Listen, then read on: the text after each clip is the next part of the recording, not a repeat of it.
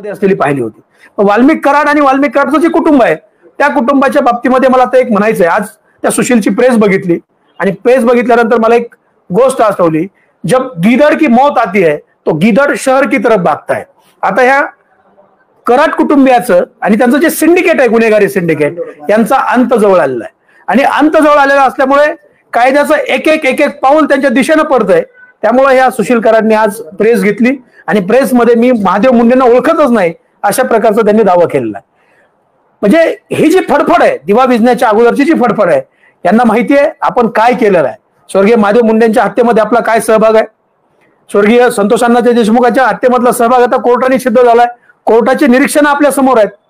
बापू आंधळेच्या खुनामध्ये सुद्धा आपला काय सहभाग आहे आणि येणाऱ्या काळामध्ये अनेक हत्याकांड ही समोर येणार आहेत. त्याच्यामध्ये एका दलित समाजाच्या मुलाचं सुद्धा हत्याकांड आहे. ती लोक काल परवा मला येऊन भेटून गेलेले आहेत. ते सुद्धा हत्याकांड येणाऱ्या काळामध्ये समोर येणार आहे. ही जी संत वाल्मिक कराडाची जी परंपरा आहे ती परंपरा आता पुढे चालवण्याचं काम सुशीलला करायचंय असं वाटतंय.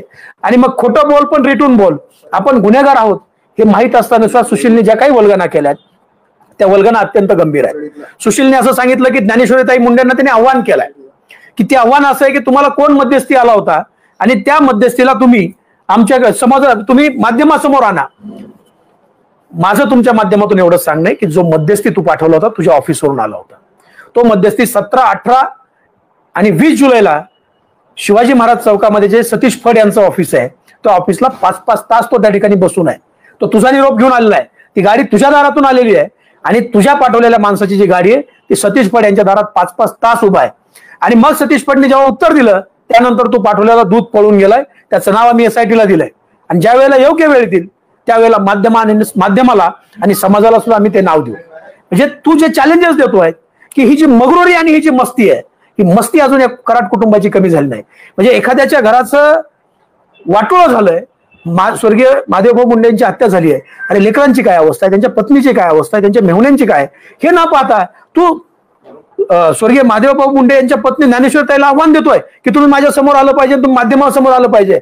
आम्ही न्यायासाठी आम्ही संविधानिक मार्गाने लढा उभा करतोय, संविधानिक परिस्थितीमध्ये आम्ही लढतोय आणि निश्चितपणे ज्या पद्धतीने संतोष अण्णा देशमुखांच्या हत्येमध्ये या कुटुंबाने आव आणला होता की आमचा काही संबंध नाही, आम्ही कुठल्या गुन्ह्यामध्ये नाहीत, आमचं काही घेणं देणं नाही, परंतु हे सगळं त्यांनी करून या पद्धतीने घडून आणलं होतं ते कोर्टाने सिद्ध केलंय.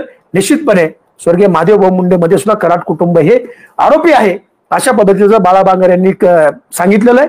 अशा पद्धतीची चर्चा त्या सगळ्या परळीच्या परिसरामध्ये तिथल्या प्रत्येक माणसाला माहिती आहे. आणि तू जो म्हणतो की मध्यस्थीला माणूस कोण पाठवला होता त्याचं नाव आम्ही SITला दिलेलं आहे, त्याची सुद्धा यासाठी चौकशी करीन. या सगळ्या गोष्टी दूध का दूध आणि पाणी का पाणी समान होणार आहे.